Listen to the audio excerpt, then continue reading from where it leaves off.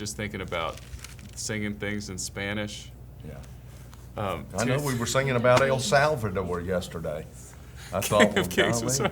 So the whole time we're rehearsing, I hope Andres will watch this. So we're rehearsing singing in Spanish. And a lot of it is just so fun to sing, you know, the rhythm of it, and like, you know, you get to roll your R's, which is really fun. You know, we don't do that in English. But then once in a while you get to a line, you're like, wait, I don't know how to say this. I don't know where to put the emphasis is on the wrong syllable. That happens like 3 times while we're trying to sing King of Kings. Yeah. But fortunately, in rehearsal, Andres is there and he's singing with us. Yeah. And I'm like, oh, okay, if I listen to Andres, I'm going to sing this fine. It'll be okay. We get to that worship service, Pastor. The Holy Spirit gets Andres. He puts his mic down. He starts kneeling before the Lord. And Lauren Robinson and I are like, no, that's a lot of help. You're our lifeline. Could you have this moment later on? Well, she did. I thought she did great when it kind of everybody stopped singing and she sang. Oh, yeah, she's a pro. And I thought, well, maybe she speaks Spanish. I don't know. She's kind of like me, and Joanne is like this too. When you have enough vocal training, they make you sing in foreign languages, so they force you to learn the pronunciation. You don't know what you're saying most of the time, but you're forced to learn. Did y'all have to sing in Italian? Oh, yeah. So much Italian. Is that right? Is that what you majored in? Music? Italian. Italian opera. Yeah, Joanna, another music major, another crazy person like me. I'm surrounded by them. You are. You're the only sane one, Pastor. Well, I try to hold it together. There was a moment where. Thank you. I try to hold it. There was a moment yesterday, because you know. Sometimes you're singing the Spanish words and then your mind gets distracted. You know, like, oh, wow, this is beautiful. Wait, why are we singing about El Salvador? I know. That's what I kept saying. We're singing about El Salvador. Why are we leaving out the other kind? Honduras? Can we sing about Honduras? Colombia? Bolivia? Brazil? But that means the Savior. Yeah. And I didn't even know that, you know.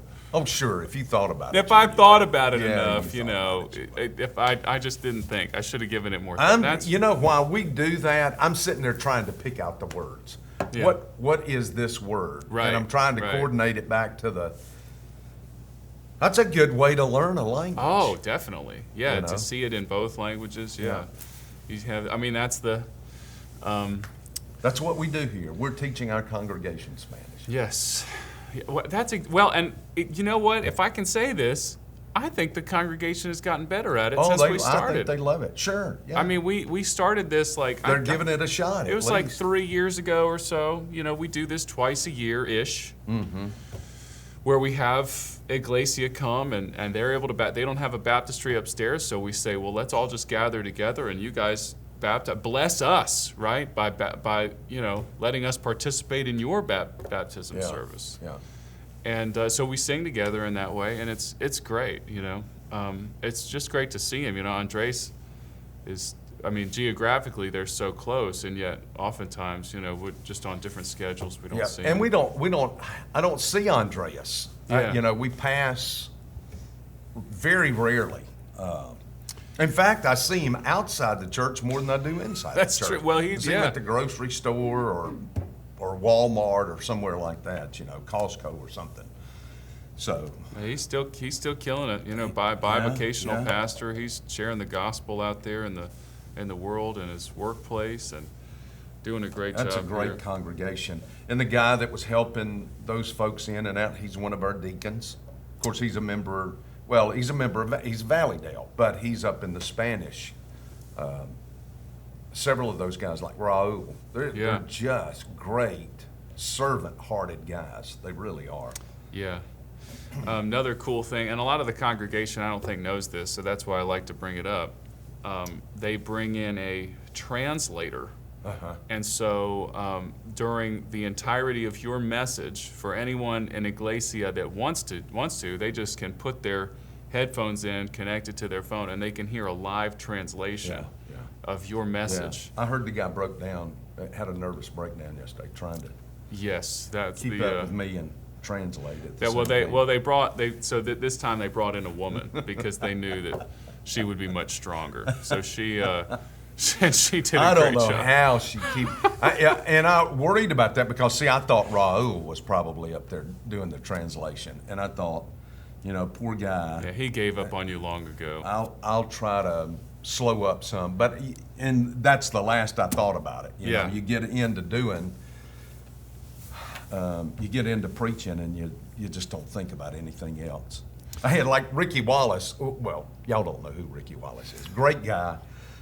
He and his wife were at the funeral Friday, and I never saw him. And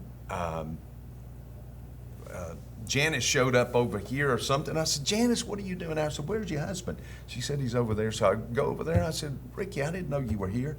He said, well, you looked at me the whole sermon. The whole funeral. He said, you looked right at me. I said, well, I may have been, but I didn't.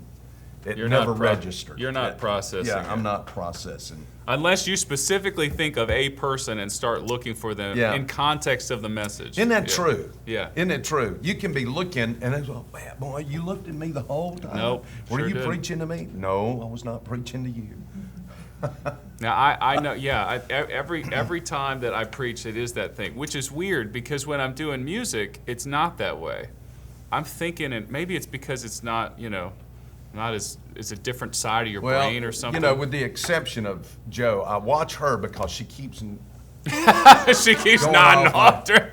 Ken's hitting her. Ken's hitting, wake up. Out there taking my notes. Oh yeah. Yeah, she is. Yeah. I'm always taking notes because I know that this is coming on Monday morning. This is the test. Well, we have so much to catch up on. I guess we can. So you mentioned we had little Hannah's funeral on Friday. Yeah.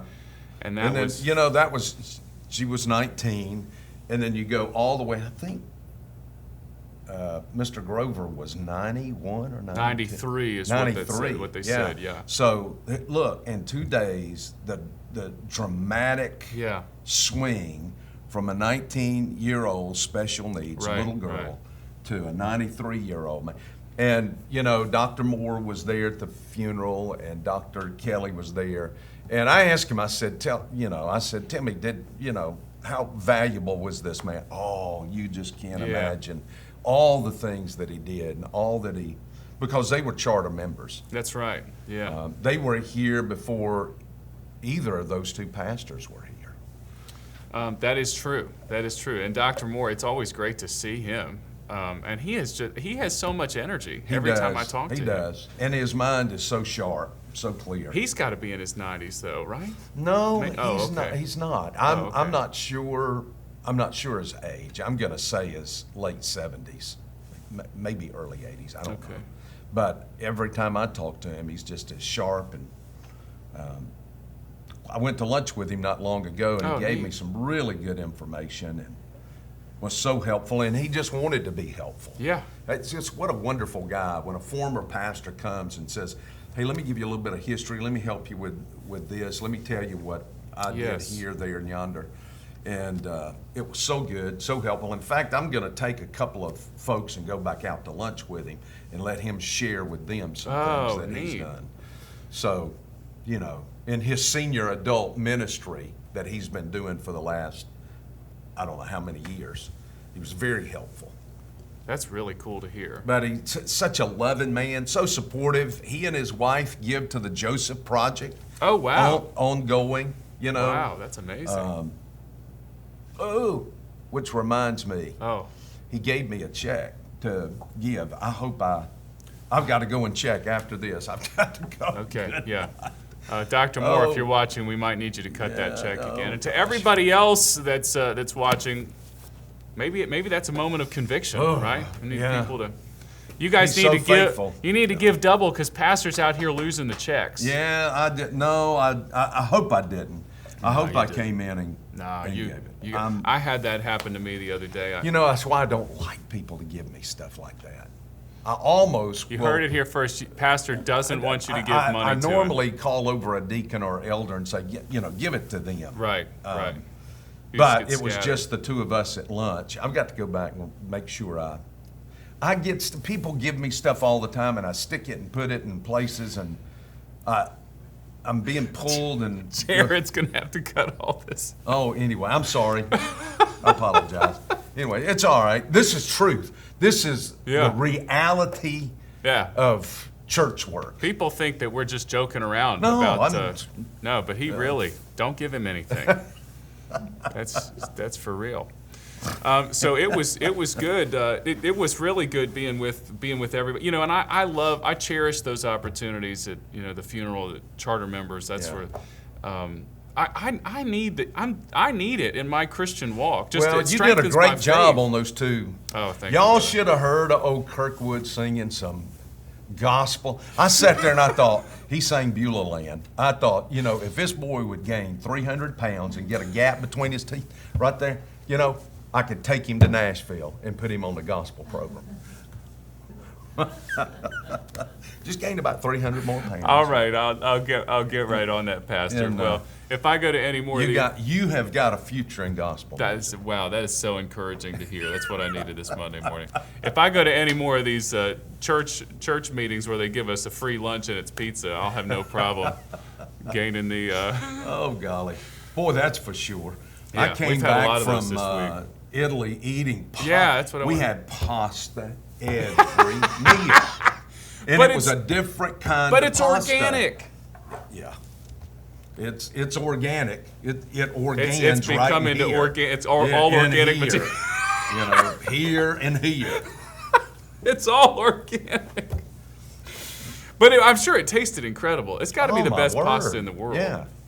They don't cook it quite as long as Miss Debbie does. Al dente. It's a little sticky. Yeah. They intend for it to be that way. It's different. Yeah. I'm still. You're still chewing on it. You're still chewing the cud. You're still meditating upon the good so food. Good. It really is. What else do you want? Are you just going to kind of dole out the Italy information and the messages coming up the coming weeks? You always use those. You weave them in as illustrations. Well, I'm going to do that this Sunday. Okay. Because that's right. I'm excited about that. Yeah. It has a great deal to do with Rome, the Passion of Christ. Right. And you'll just have to wait Sunday to see what I'm talking about. I can't explain it. But anyway, we're going to look at it's good. It's Palm Sunday. Right. And rather than looking at Jerusalem so much, I'm going to look at Rome and show a connection. But I'll do that Sunday. Did you learn anything in Rome this time that you genuinely just had not heard before? I know that you've been there many times, Well, I'm sure I did. I just have to really think on this Monday morning about that. My mind is so well, geared God forbid. toward, I don't want you to. Please don't make me think on a Monday morning. I brought a few extra copies of our 21 Days of Prayer in case you forgot your guide. We gave you that last week. Lord knows where it went. No, it's on my desk. Oh, okay, good. It's on my desk. I guess I should probably talk about, because we didn't really tell people that we were even doing this. I intended to. I meant to tell the people yesterday about the ladies' conference. What is that, the women's conference, the women's right? Conference This Saturday. Coming up this Saturday. You're teaching a class. I'm really glad. Yeah, she's doing a breakout. You're doing one. Debbie's opening the thing up. That's I know be really Miss Diane is teaching a class, and Miss Joyce is teaching a class. Cool. Wow, that's going to be really good. Yeah. They've got a number of ladies that are teaching it. It ought to be really good. So is the tech team, like, does Josh Pike have to be there? Is he going to have to be where the shirt says "I'm a faithful man" at the women's conference or whatever? Yeah. All right, maybe I can get a spot on the tech team so I can go. But yeah, with the 21 Days of Prayer, so we've been doing that as a staff. Mm-hmm. Our first week was last week. Yeah. We're doing 2 more weeks. It just, we decided to make it lead right up to Easter. And you guys can pray along with us, because we're going through this in preparation for doing it as a congregation. Just a general question. Has anybody experienced any spiritual warfare within the last week? Oh, gosh. Yeah. You have? Big time. Big time. Well, last week was just unreal. Yeah. Well, Joe's fighting hell by the acre as well. Is she? Oh, yeah. Yeah, so we need to pray. I am too. I did last week. I'm telling you, man, I really did. But the goodness of God was Saturday night. I preached over at Greenbrier in Anniston, and I'm telling you, there was a touch of God on that service. And I've had several people just write and say, "Hey, what did you preach?" Well, it had nothing to do with what I preached, and it certainly had nothing to do with me. But it was just one of those moments where God just moves. There was just a touch of the Lord on that place. And it was unreal. For 40 minutes, it was just unreal praying at the altar. You came and told me yesterday, you said, Kirkwood, the response was longer than the message. Yes, and I it said, was. Pastor, is that physically possible? Yeah, I know. But it was. It really, it really all was. All joking aside. There were a number of people saved. Yeah. And families were down at the altar, mom and dad and kids and teenagers. And it was really, I kept thinking I got to leave because I had about an hour and 15, 20-minute drive back. And it was Saturday night, which I'd normally never take anything on Saturday night because it's just too hard. And I had not eaten anything, and I was really hungry. So you were fasting. I kept thinking, I'm gonna slip out. I'm just gonna slip out. But I was so caught up with watching what was going on, and I watched people. Nobody left that I could tell. The people stood there for 40 minutes. They just stood. So when you leave something like that, and you have that drive home, like what are you thinking about? What are you praying through? Just thinking, Lord, thank you for letting me be in something like this. Yeah. Thank you for the privilege just to be there. And man, just touch Valleydale like that. Just come and a touch on our church like that. You mentioned yesterday that was one of 2 times that you really felt like you'd experienced what looked like revival. Are you able to talk about the other time? The other time was in Oklahoma, and it was an associational gathering.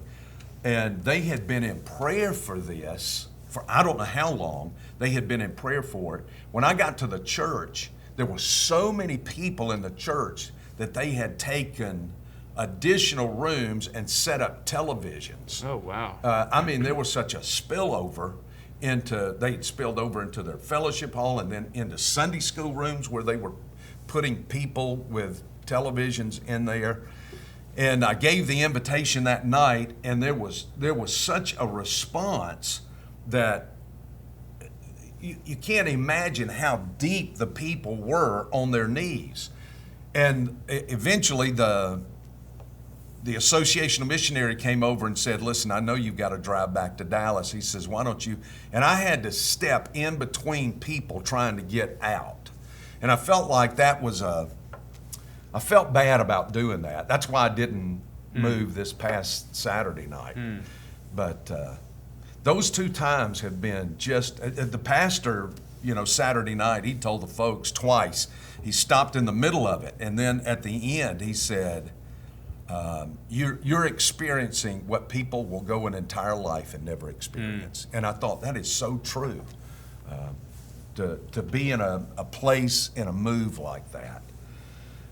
So isn't it so interesting that the mystery of the Spirit, like there'll be a pouring out in a particular place at a particular time, and you can't explain it. And again, I go back and say it wasn't a sermon. I've preached that sermon in plenty of places, and I've never had that kind of response, and it's not me because I preach all the time and I don't get that kind of response. So it's got to be, you can't conclude anything other than that's just a move of God. I always, you can't help but speculate, and it just makes me wonder, like, was there a person that was saved there that night that's going to go on to do something in their lives or in their ministry, or they're going to be the father or the mother of someone who's going to go and do something like that? I don't know. That old thing when you kind of follow down to Billy Graham, they were having that crusade, and Mordecai Ham was preaching, and Billy Graham got saved that night. You go back from him, you get all the way back to Moody. Then from Moody you get to that Sunday school teacher. It was a Sunday school teacher. That is really cool. That visited him in a shoe store. That's where Moody was working, and followed him back into the back where they stacked the shoes and led Moody to the Lord. That is wild. Which is a wild. And then how that comes all the way down to Mordecai Ham, and then Mordecai Ham to Billy Graham. Wouldn't you love to have the name Mordecai Ham? I would love it. I need to have more kids. We got to get a Mordecai. Get a Mordecai in here. Once I gain my 300 pounds, that's going to be my gospel singer name. Yeah, that's Mordecai Hambulis. Mordecai Bullis. I like that story though. It's just a little bit of Southern Baptist apostolic succession, is it not? Yep. I never thought about that, but yeah. Just passing on the giftedness. Well, let's talk a little bit about the message yesterday. There were I already asked you about the revival thing. That was a really big takeaway. You had some great, it's funny because you preached on the Good Shepherd, and then completely by coincidence, the night before, our family had watched that old movie Babe about the pig that herds the sheep. Pig. Yeah. Man, that's classic, by the way. I definitely recommend a rewatch if you haven't seen that one in a long time. But just thinking about the tenderness of the shepherd, and then the desire to lay down his life for the sheep. I mean, the whole thing is. Well, Emily McNutt has got about 2 or 3 little lambs right now. Yes, she does. She does stuff. She's taking pictures or things with them. Yeah. And Courtney was saying that they were, I don't know, they were over there or something, and said that this little lamb was over there and turned around and saw them, the people there, and it took off and ran to them. And so she picked it up, and she said that little thing just put its head right up next to hers and just started nuzzling her. Little lambs are so innocent and sweet and such a symbol of so many things. So she was talking about that last night, and I said, man, I just love lamb chops. that was where you went from. Yeah, it is a really good meat. That's every time we go someplace special, I always look to see if they got lamb on the menu, because it does taste. It's really good when you're in Israel. Oh yeah, I bet. They know how to put the spices to it. So you, as usual, you gave us like a rich understanding of the history and the culture for Israel at this time. Sheep were a part of their life. Yep. They still are. Yeah. That's true. And then just shepherding was a big part of their heritage. You think about that's where Moses encountered God in the burning bush. Yeah. Yeah. The David who became king. Yeah. Was it? So this was a shepherd. The analogies in the Old Testament are just endless. I could have taken an hour and just gone through one after the other after the other. Yeah, the Old Testament is rife with those illustrations, and then you have the fulfillment in Christ. Yeah. It makes you wonder, I guess, even thinking of the reaction of the people as Jesus says. I never even got to that, and I wanted to. Well, let's talk about it now. Well, you get to verse 19, and you see where the Jewish leaders are. Oh, yeah. And like I said, they understood exactly what Jesus was saying, because he makes the statement twice in 11 and 14, I am the good shepherd. Mm-hmm. Well, there is the I am that is there. And then you add to that the good shepherd. They knew that he was declaring himself to be God. So there's a division that occurs. Well, that's a sermon in itself. Everything divides at Jesus Christ. Right. Everything divides there. Either he is God, right, or he's not, and everything else is God. Isn't that what, was it Chesterton that said, when God is not Lord, everything else is? That sounds like a Chesterton. Something like that, some close. So there's the division that occurred because of what he said. I'm the good shepherd. And many of them were saying he has a demon and is insane. Right. Why do you listen to him? But now here is the interesting insight of the average person who has not been theologically trained like the Jewish religious leadership. Right. And they said, hey, these are not the sayings of a demon. These are not the sayings of a demon-possessed person. Right. A demon cannot open the eyes of the blind, can he? It just follows a simple logic. Demons don't go around doing good. If you want to determine, does the guy have a demon? Well, is he doing good? And the fact of the matter is, demons don't do that. It's interesting. Elsewhere they'll say, he casts out demons by Beelzebul, which, you and that's another, can't even do it. That's another ridiculous statement. A house divided against itself. Of course, Lincoln uses that to talk about the impossible situation pre-Civil War or during the Civil War. You can see how the religious leaders there, we can maybe learn something from this, how the religious leaders there, they're doing whatever they can to come up with an explanation to not believe that he's the Christ. Yeah. Even saying things, like, well, he's doing these things, but he's demon possessed, which, as you just briefly explained, doesn't even make any sense. And the people understood that. The people did understand. The average person out there can see through that kind of stuff.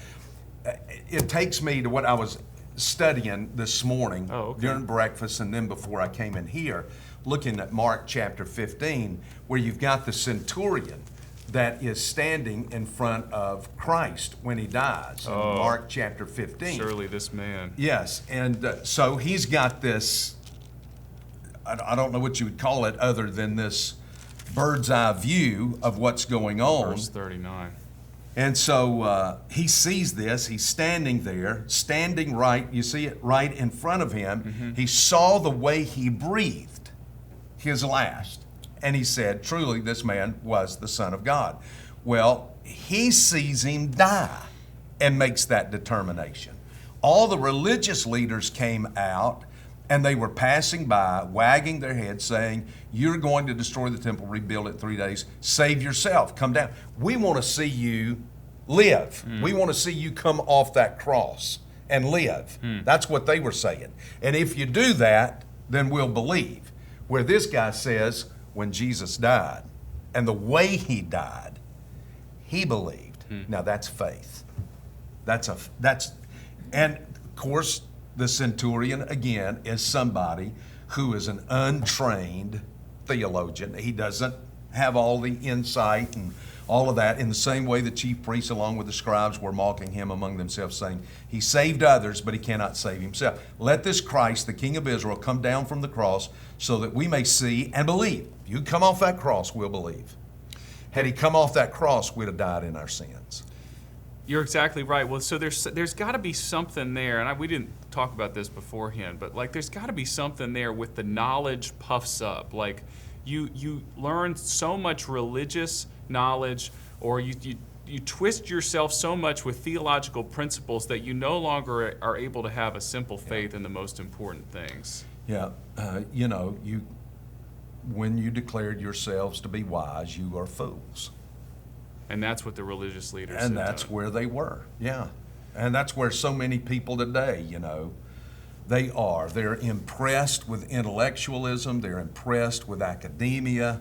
They're impressed with that kind of stuff, and so they pursue it themselves.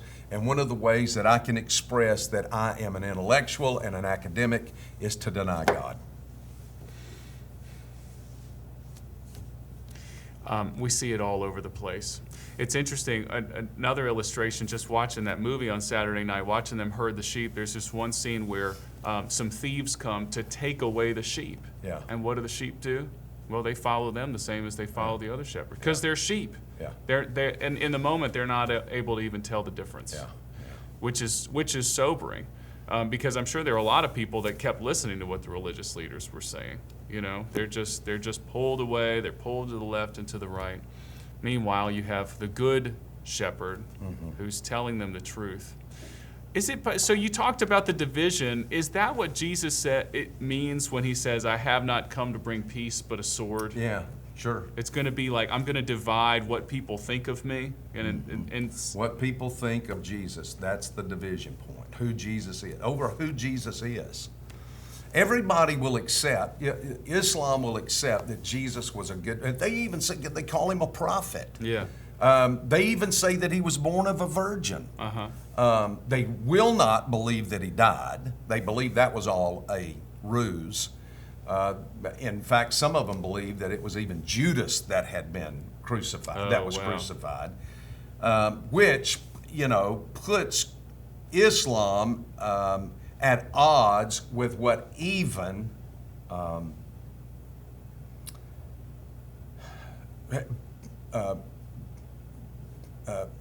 Ehrman up at University of North Carolina. The modern atheist, he believes that. He believes Christ was born. He believes Christ, and he believes that Christ died. So just you've even got the academic world, which which shows you that there is no real truth in Islam at all. But even by that fact, that they don't accept what is a generally accepted academic fact, that Christ lived and that he died. Well, to your point about Ehrman, like he's a great illustration of someone who's effectively is a student of the Bible academically, but doesn't believe anything that it says. Right. And in John chapter 10, I meant to say this before, there's a great apologetic there about how Christ does in fact call himself God. Mm-hmm. And you already mentioned it, that I am statement, I am the good shepherd. If that was not a statement of divinity, then why would the Jewish leaders be falling over themselves to deny it? Because that's one of those modern academic arguments. Well, Jesus never actually claimed to be God. He just did it over and over again. Yeah. Just did it over and over again. He did it over, yeah. All of those I am statements. There was something I was going to say. What was it? I know, we're capture that thought. Jumping but around I can't. Well, let's talk about. We're about at the end of our time here, so let's talk about. And if it comes back to you, just bring it up. So you mentioned Mark 10. Is that where, or Mark 15? Is that where you're going to go this week? We're talking about the centurion, then watching surely this man. I'll probably throw that in there somewhere. But that's right. I found that to be interesting as I was just studying that passage this morning. I don't know that I'll get through all of that, and I don't know that I'll get to this, but I just think it's interesting how the religious leaders show up to see him live, and this guy sees him die and comes to an understanding of who he is. In fact, I think this is right. This is the first time in Mark's gospel that Jesus was called the Son of God. Oh, that's interesting. Yeah. I think that was the first time that he's been referred to as the Son of God. What about when Peter declares in Mark 8? He says he's the Christ, but he doesn't say the Son of God? I don't know. I told you, I think. I was just looking at that, but I've not had a chance. What I did have a chance to do and go and look at as well is... No, Peter just says, you are the Christ. He doesn't say. Yeah, he doesn't use the expression Son of God. I thought he says it in another Well, he does. gospel. He does in the other gospels. Okay. Peter does say that. That's Peter's confession. Yes. At Caesarea Philippi. Yeah, right after the feeding. He does. Matthew's gospel, and so that's a really great note, talking about how the gospels are organized differently to communicate different things at different times. And Mark may be the only guy that mentions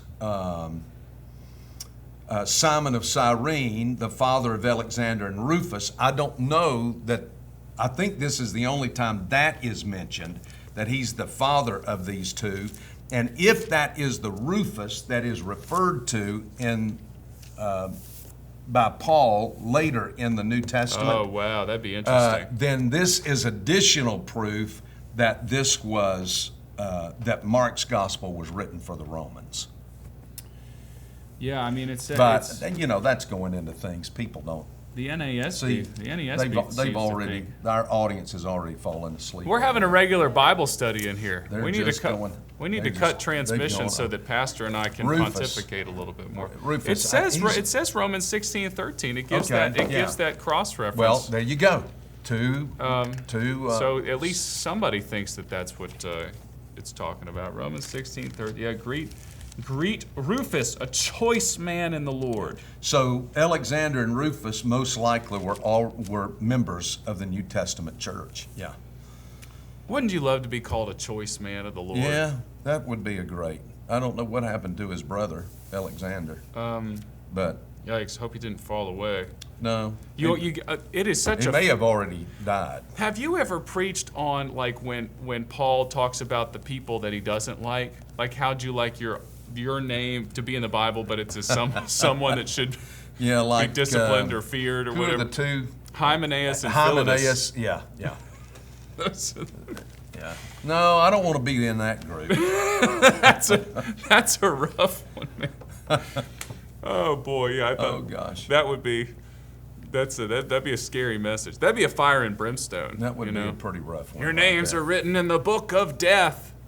I'm going to preach that. That's going to be a big part of my Southern gospel career. I can feel it coming. I got him going. Oh, good. You got anything else, Pastor? What, I don't have anything else thing. you talk about? Hey, we're glad that you're back safe. We're I am too. Glad that you're healthy. Man, I'm so glad to be back to my own shower, my own bed, my own recliner, and the air conditioning. Yeah. You want to talk about, Yeah. I'm not going to get into political things, but if you want to talk about the European common market and the whole issue of socialism, do you know across the common market, they can tell you when you can cut your air conditioner on and when you can't. Mm-hmm. And they tell you, you know, what you have to set it, the level you have to set. Wow. So we had no air conditioning, except the last hotel. I think the last hotel we stayed in Como, they had air conditioning, and it was cool there, so I don't know why they even had the air conditioning running. Well, if I'm not mistaken, I can hear the freedom blowing in this room right now. And it feels so good. It does feel great. It felt so good this morning. Yeah. Thanks for the reminder, Miss Joanna. Yeah, we got to get you guys registered for the Good Friday meal. Always a great time of fellowship, and of course, that's our Easter time of observing the Lord's table. Yep. We don't do it Easter Sunday. We do it on Good Friday. We actually do it at night because it's not the Lord's lunch; Right. It's the Lord's supper. Right. The Lord's brunch. Yeah. No, it's 9:15, 10:45. So it'll be a great show. I'm looking forward to it because I'm going to have one of my sons with us.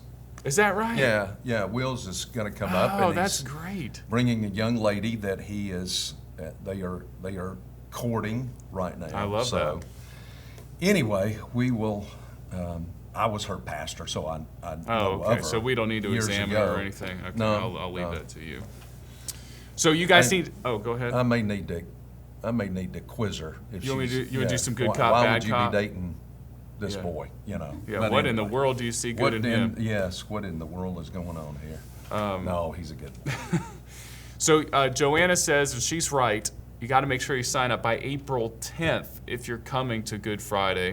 And We're going to have chicken fried steak. Is that right? I think that. Green beans, mashed potatoes, probably gravy, I hope so.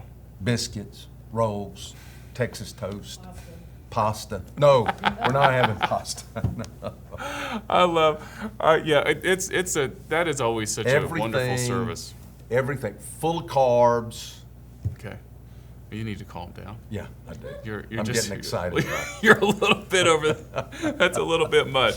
Okay, we're gonna go get Pastor some carbs right now for the next meeting. It's been fun hanging out with you guys. We've been glad to be back.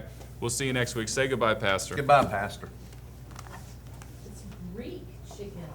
Greek chicken. I don't think it's country fried. Oh, I thought it was going to be country Yeah, fried. well, you have some country fried. Oh, my That would have been too American. Lee County. Greek chicken, mashed potatoes, green beans.